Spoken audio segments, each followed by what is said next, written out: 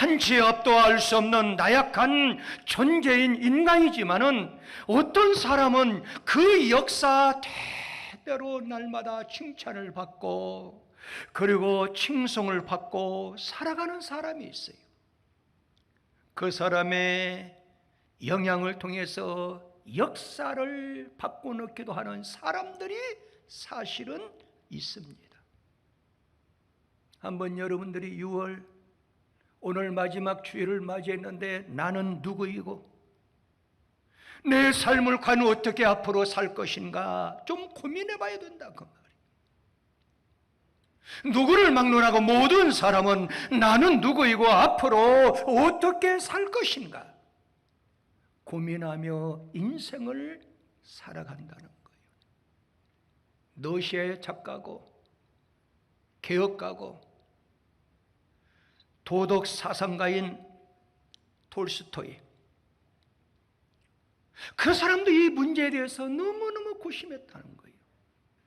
그런데 그의 찾은 삶의 대답은 따라 말합시다. 성장이다.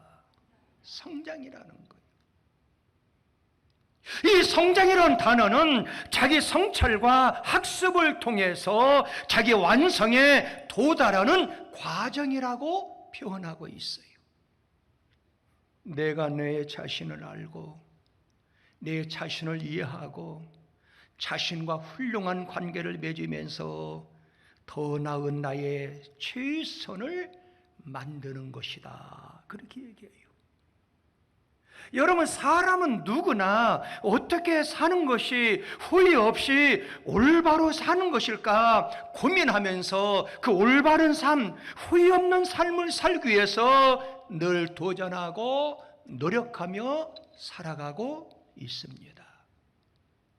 우리가 한번 가만히 묵상해 보세요. 우리의 몸은 따라 말합시다. 하나님이 창조해 주셨습니다. 믿으시면 아멘? 우리의 몸을 하나님이 창조해 주셨어요. 피조물이에요. 그러면 여러분과 제가 이 세상 살아갈 때 물론 바쁘게 살아가고 공부도 해야 되고 사업도 해야 되고 뭐 여러 가지가 있지만은 결론은 뭐냐? 하나님의 피조물이라는 사실이에요. 그러면은 하나님의 영광을 위해서 사용되어야 될 줄 믿습니다. 그래서 여러분의 성경에 너희가 먹든지 마시든지 뭘 하는 누구의 영광을 위해서? 하나님의 영광을 위해서. 너무나도 잘 아는 말씀이에요. 그럼 어떻게 사는 것이 하나님께 영광 돌리는 삶? 어떻게 사는 것이 후회 없는 삶을 살아갈 수 있냐 그 말이에요. 자, 여러분과 저는 예수를 영접했어요. 구원받은 사람들이요, 하나님의 사람들이요. 믿으시면 아멘? 근데 하나님의 사람들은, 구원받은 사람은 항시 이 마음속에 두 가지 성품이 살아서 움직이고 있어요. 하나는 아담으로부터 물려받은 죄성, 육체의 소욕이 살아가고 있다 그 말이에요. 다른 하나는 예수를 믿음으로 성령으로부터 받은 새 성품이 꿈틀거리면서 살아가고 있어요. 육체의 소욕은 무엇일까요?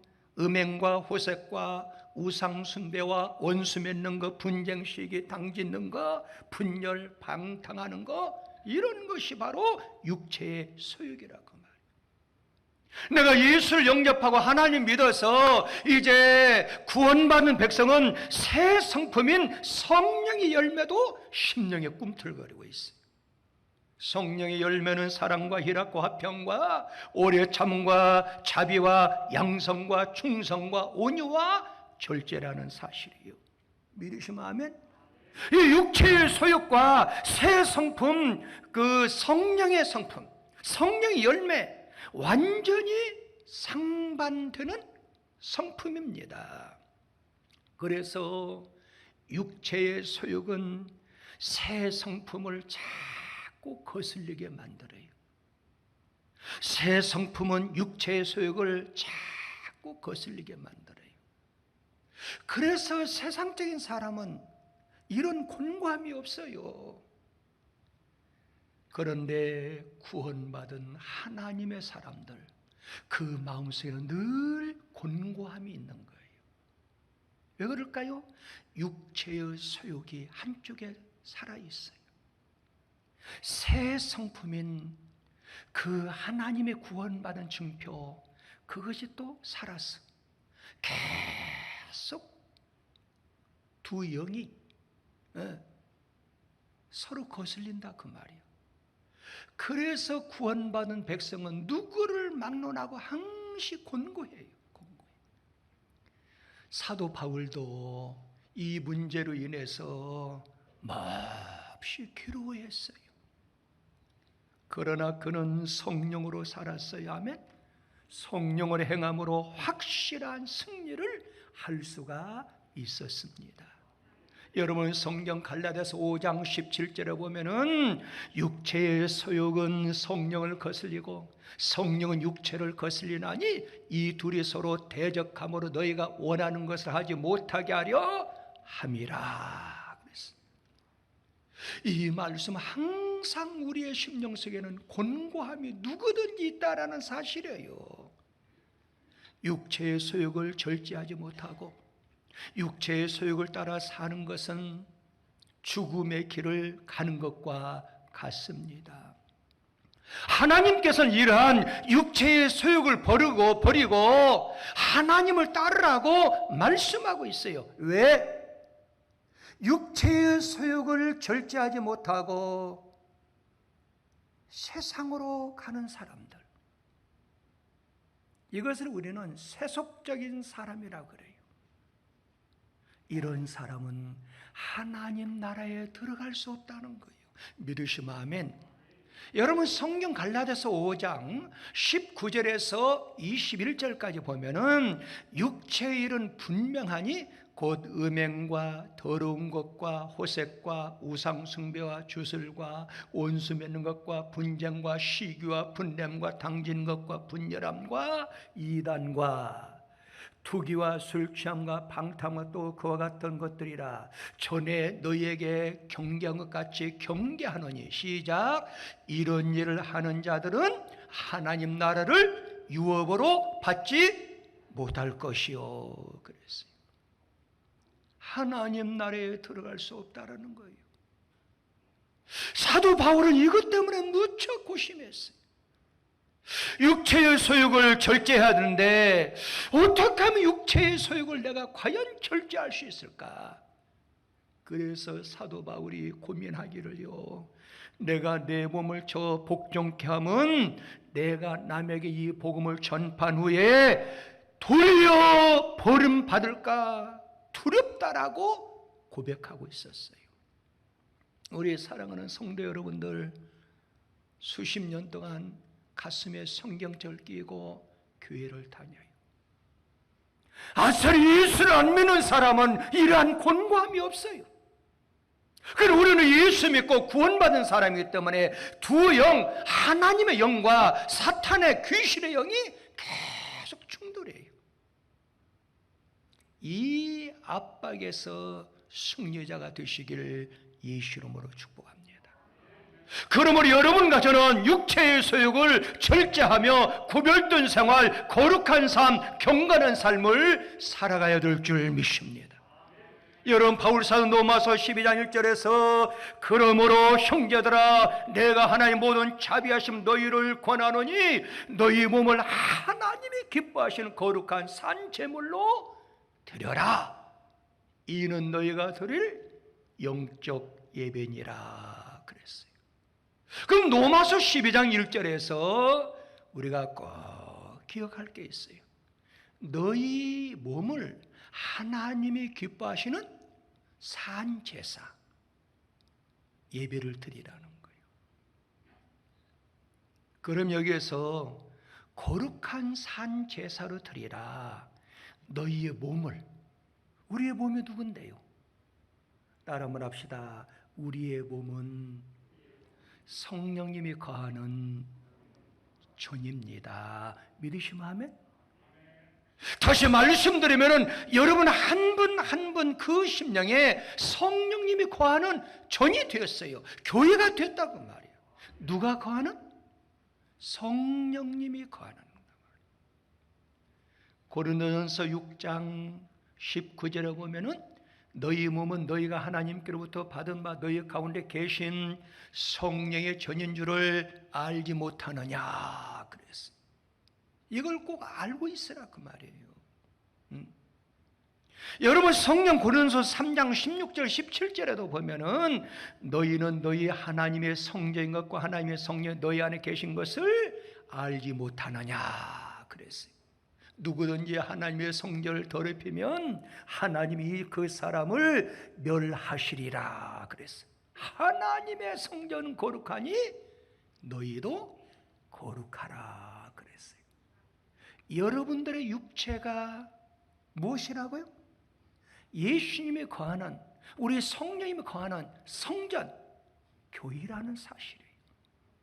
여러분 한 분 한 분이 움직이는 교회라 그 말이에요. 이걸 분명히 알아야 돼요. 아직 모르는 것 같은데 옆 사람한테 한번 가르쳐 주세요. 당신은 교회입니다. 예, 당신은 성령님이 거하는 성전입니다. 할렐루야. 이걸 분명히 알아야 돼요.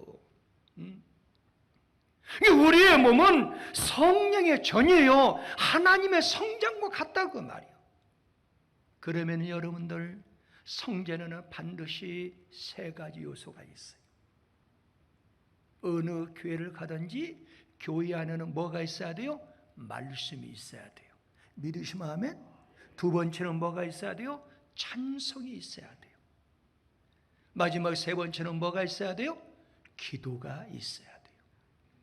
이걸 우리는 교회 3요소라고 할 수 있어요.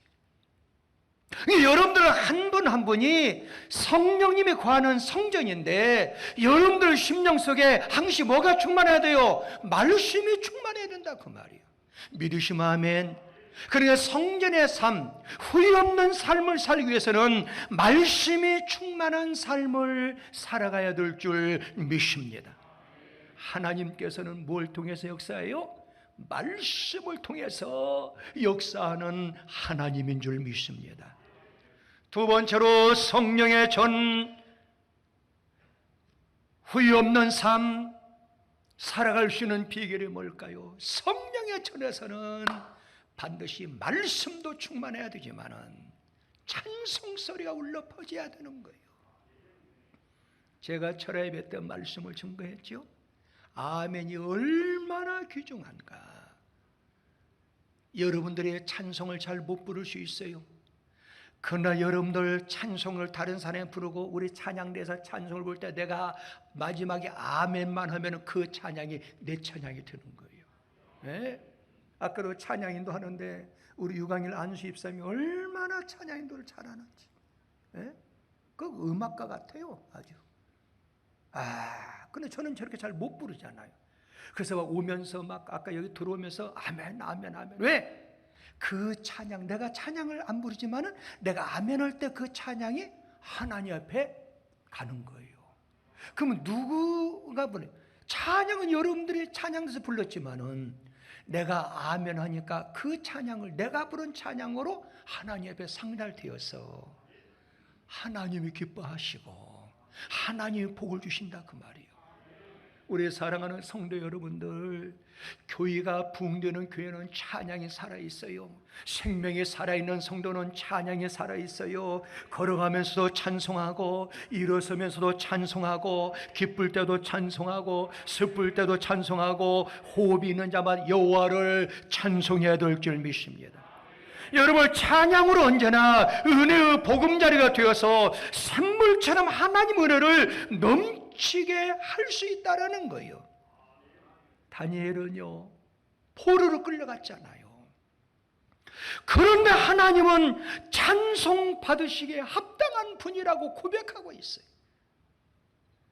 다니엘서 2장 20절에 보니까 다니엘이 말하 이르되 영원부터 영원까지 하나님의 이름을 찬송할 것은 지혜와 능력이 그에게 있음이로다 그랬어요. 왜 이렇게 어려운 가운데서도 하나님을 찬송해야 될까요? 찬송할 이유가 뭐예요 여러분들?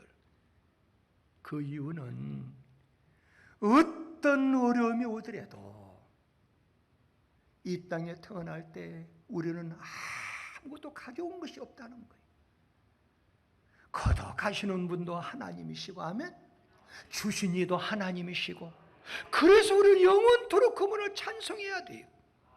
여러분, 성경 욥기서 1장 21절 22절에 보면은 이르시되 내가 못해서 무엇으로 나왔으니 알몸으로 나왔다고 말이에요.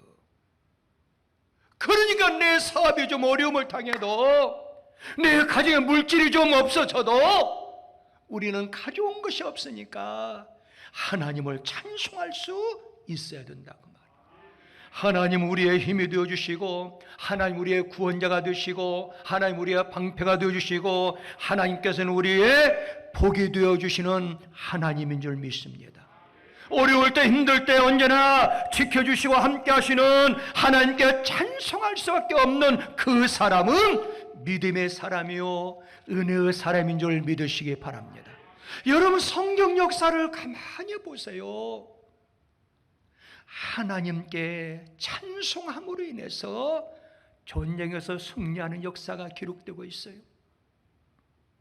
하나님께 찬송함으로 두려움이 사라지는 역사가 일어났어요.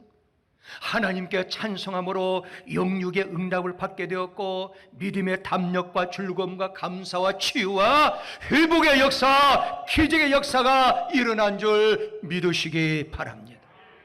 여러분, 사도행전 16장 25절 26절에 보면은 한밤중에 바울과 실라가 기도하고 그 다음에 하나님 뭐하매? 찬송하매 그랬어. 하나님 앞에 찬송하매.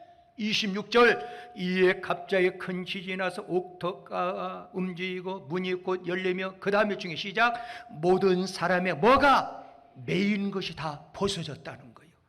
믿으시면 아멘. 찬송이 얼마나 중요해요. 매인 것이 다 풀어지는 역사가 찬송을 통해서 이루어질 줄 믿습니다.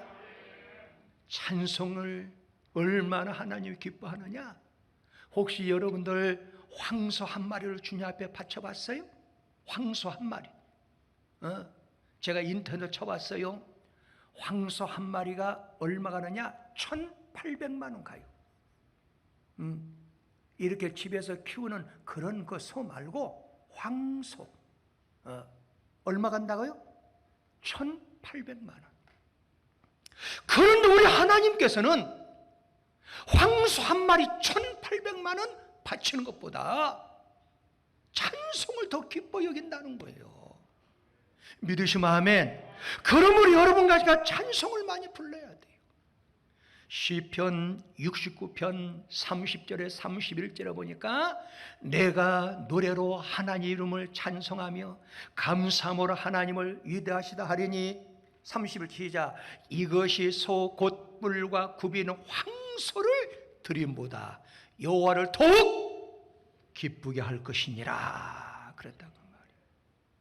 하나님이 찾으시는 사람, 하나님이 기뻐하는 사람, 찬송을 많이 불러야 돼요. 오늘날의 교회가 찬송이 사라지고 있어. 심히 안타까워요. 하나님이 기뻐하는 교회는 찬송이 살아있는 교회예요. 우리 교회는 비록 크지 않아요. 성도도 많지 않아요. 그런데 장담할 수 있는 것은 찬송이 살아있는 교회라고 말이에요. 여러분의 심령이 성령의 전이에요. 하나님이 기뻐하는 성령의 전을 만들 수 있는 비결은 내 심령에서 노래를 잘하고 못하고 그게 중요한 게 아니에요. 하나님을 기쁘게 하게 찬송을 계속 불러야 돼요. 이 사람이 부응하는 사람이고, 이 사람이 신앙이 올바른 사람이고, 이 사람이 하나님을 찾는 사람이고, 이 사람이 하나님이 기뻐하는 사람인 줄 믿습니다. 마지막 세 번째로 하나님의 성전, 성령의 전은 뭐가 있어야 돼요? 따라 한번 합시다. 기도가 있어야 됩니다. 기도하는 삶이라 그 말이에요. 하나님께서 복을 주시기 위해서 반드시 시험할 때가 있어요. 그럼 그 시험을 통과하지 못하고 좌절하고 낙심해요. 왜 그럴까요?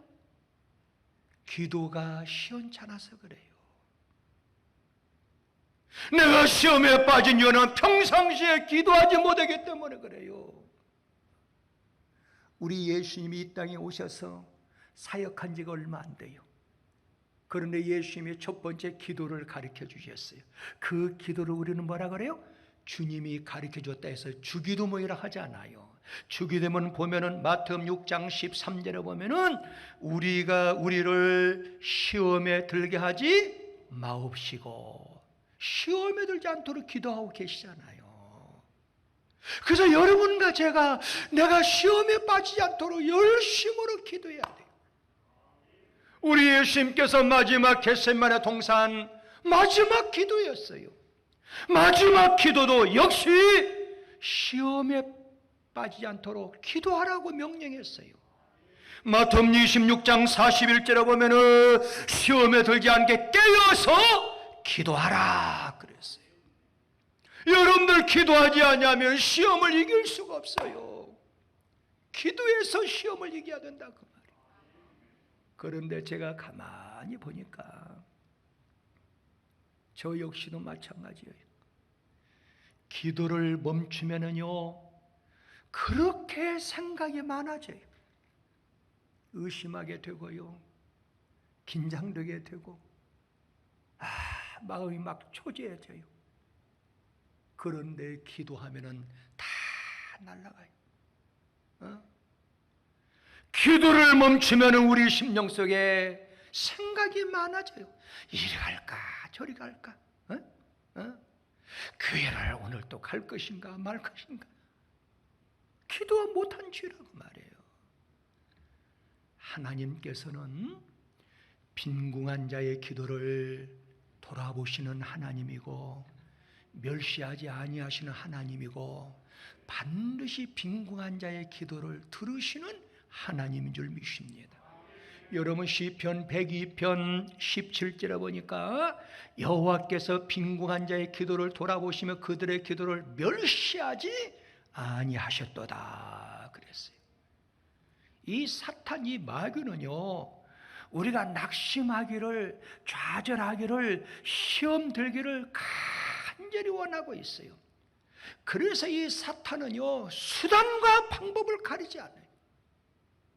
그래서 기도를 방해해요. 기도를 멈추기를 원하는 게 사탄의 정체라 그 말이에요. 그런데 하나님은 달라요. 하나님은 기도하는 사람을 찾으시고요, 하나님은 기도하는 자를 도와주시고요, 하나님은 기도하는 사람을 책임져 주십니다. 제가 한 2, 3년 전에 우간다에 친구 선교사가 있는데 거기서 우간다의 상황을 보내줬어요. 무서웠어요. 예수를 믿는다고 예배 드리는 사람을 마을로 끌고 와서 대나무로 때리고 불로 태워서 죽이는 사건을 아마 여러분 보셨을 거예요. 근데 얼마 전에 연락이 왔어요.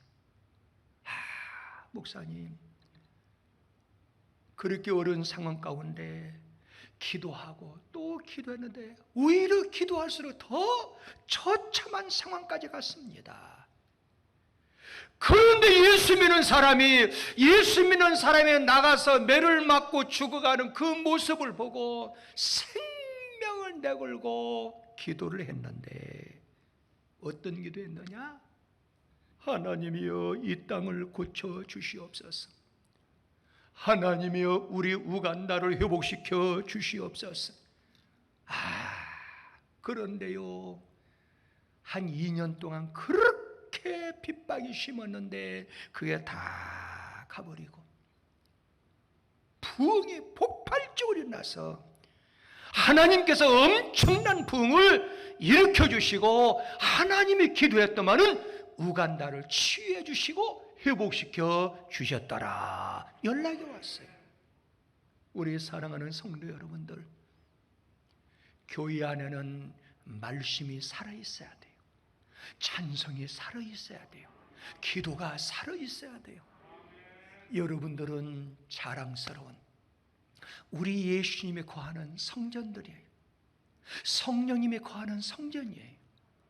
그러므로 우리는 깨어서 나라와 민족을 위해서 기도하는 성전이 다 되어야 될 줄 믿습니다.